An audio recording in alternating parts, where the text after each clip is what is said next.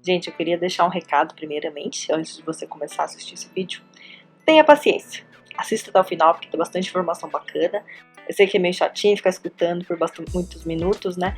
Mas pode ser bastante relevante para você todas essas informações. E se você quiser saber mais sobre o assunto, leia o post original que eu escrevi lá no blog, aprendendo-coreano.net. Eu vou deixar o link aqui.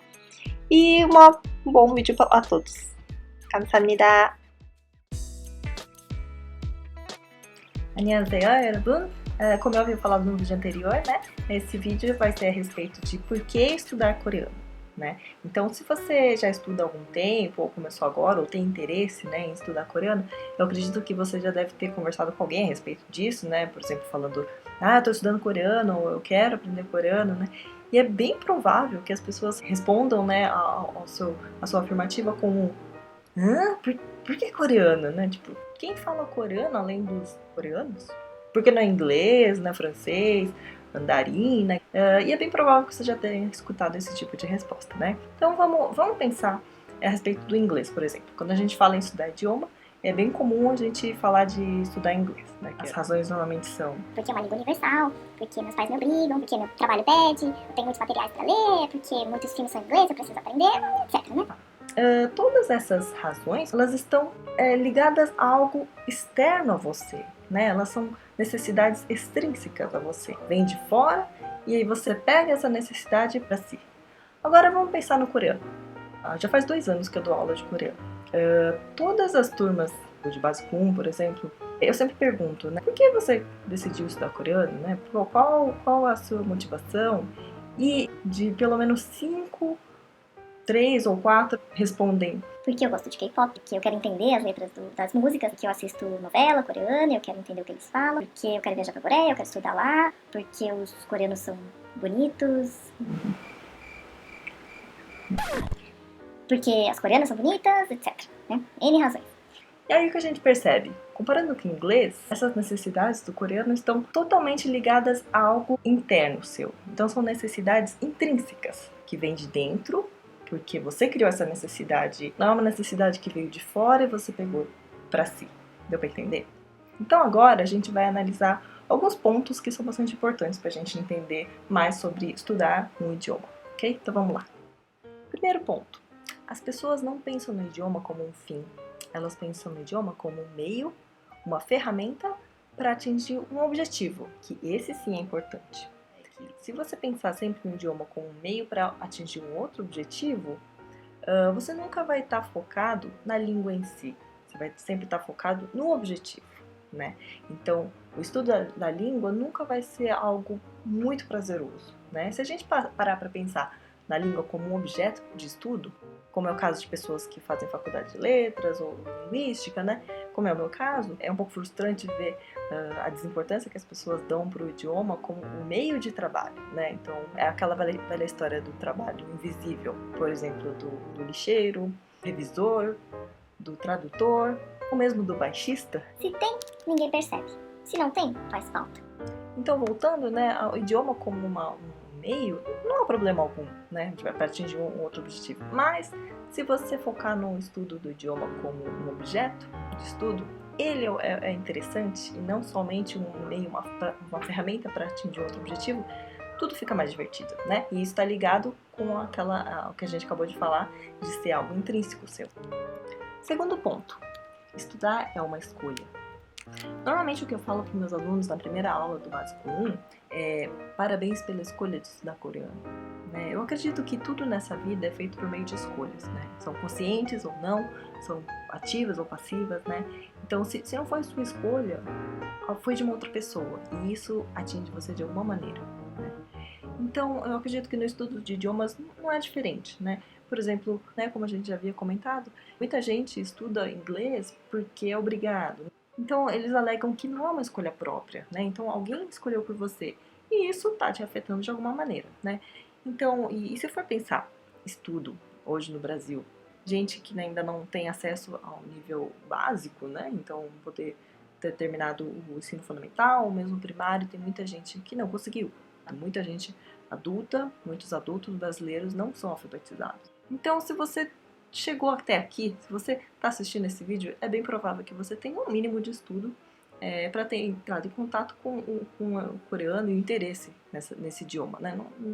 Eu acredito que não é qualquer um que se interessaria por isso, né?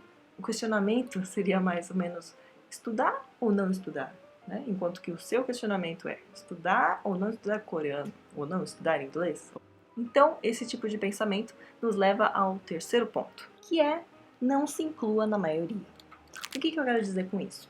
A gente acabou de falar dessa triste realidade educacional brasileira. E isso te desmotiva? Não deveria, tá?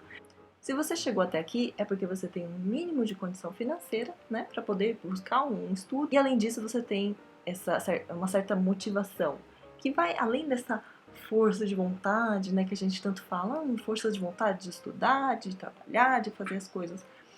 Não é só bem por aí. Eu queria citar um trecho de um livro muito, muito bom, que eu gostei muito, eu até agradeço meu amigo Bruno que me indicou esse livro, que se chama Do que eu falo quando eu falo de corrida, né? Do Haruki Murakami, é um escritor japonês. Então ele diz: quando conto para as pessoas que corro todos os dias, tem gente que fica muito impressionada. Você deve ter uma tremenda força de vontade, às vezes escuto. Claro que é agradável receber um elogio assim, muito melhor do que ser motivo de desprezo, com certeza. Mas eu não acredito que seja apenas força de vontade que capacite a pessoa a fazer alguma coisa. O mundo não é assim tão simples. Pra dizer a verdade, eu nem acho que exista grande correlação entre o hábito de correr todo dia e essa coisa de ter ou não ter força de vontade. Creio que fui capaz de correr durante mais de 20 anos por um motivo simples. Isso me cai bem. Ou pelo menos porque não acho assim tão doloroso. Os seres humanos naturalmente continuam a fazer coisas de que gostam e param de fazer as que não gostam. Bacana, né? Então, o que eu quero dizer aqui é, se você acha que estudar coreano para você vai significar se aproximar mais de algo que você gosta, que é, por exemplo, K-pop ou novelas coreanas, né? Então, ótimo! Então, eu acho que, assim, raramente você vai encontrar alguém que, por exemplo, que quer aprender aplicar o teorema de Pitágoras porque ele adora números e quer visitar o túmulo dele na antiga Grécia. Eu sei que é tosca essa comparação, mas esse é o espírito, tá? Então, eu acredito que, assim, de pessoas que são apaixonadas pelo que elas fazem. Não pode ser qualquer coisa, desde operar xerox numa papelaria, gerenciar projetos numa grande empresa. Então, se essa pessoa é apaixonada, você pode esperar que tudo que vem dela vai ser um bom trabalho. Se aquilo faz sentido pra você, o seu trabalho vai sair bem feito. Porque é pra você que você tá fazendo, não é pra ninguém. É pra você. Eu acho que na vida a gente sempre busca ter prazer nas coisas, né? Diversão. A gente nunca vai buscar tristeza ou desalegria, infelicidade. Pode até parecer meio utópico isso, mas as pessoas que trabalham por amor, elas se destacam porque elas não preenchem o que já existe no mercado de trabalho. Elas criam o próprio trabalho. Então, resumindo, eu acredito que se tudo que é genuíno seu, tudo que vem de dentro, e você quer fazer porque quer fazer bem feito, porque te dá alegria fazer assim, as chances de sucesso elas aumentam exponencialmente. Agora, do contrário, se você faz uma coisa porque é obrigado, porque alguém te deu essa tarefa, você é incumbido de fazer isso, você já sabe, não vai sair um bom trabalho, não vai sair bem feito. Porque ninguém gosta de ser obrigado a fazer alguma coisa, não é? E isso leva a gente ao próximo tópico. Quarto ponto, ninguém é obrigado a nada neste mundo. Se você não sente a vontade fazendo alguma coisa, simplesmente não faça. Você tem a opção, né? De uma forma geral, no século XXI, no mundo ocidental, no mundo oriental, onde existe uma democracia, vamos dizer, você tem a opção de fazer ou não fazer alguma coisa, né? Então, se você não quer fazer alguma coisa, não faça, mas faça outra coisa. Escolha alguma coisa que te faça sentir útil para você mesmo, independente do que for, né? Então, por exemplo, você não é muito bom em inglês, de repente você pode ser bom em um outro idioma ou uma outra atividade, né? Qualquer coisa. Então, é algo que te mantém vivo. Então, a vontade de continuar a fazer o que você estava fazendo quando você teve que parar, né? Uma vez eu ouvi um conceito de felicidade, o que eu me sinto mais confortável em pensar, que felicidade é quando você não quer que algo acabe.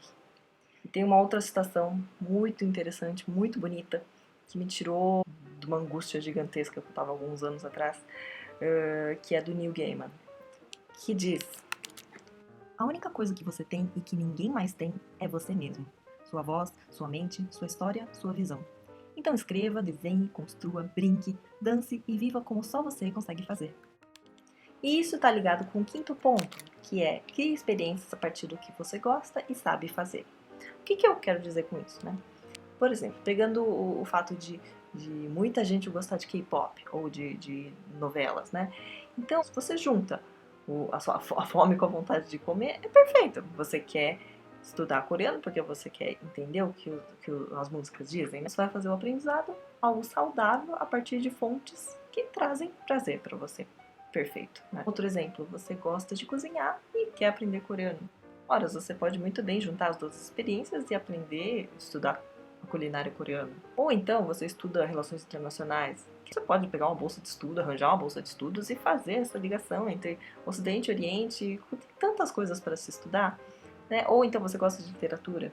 Você pode estudar literatura coreana. É algo ainda muito pequeno no Brasil. Ou você gosta de tecnologia e games. A Coreia do Sul é um dos maiores polos de tecnologia e de games, né, do mundo.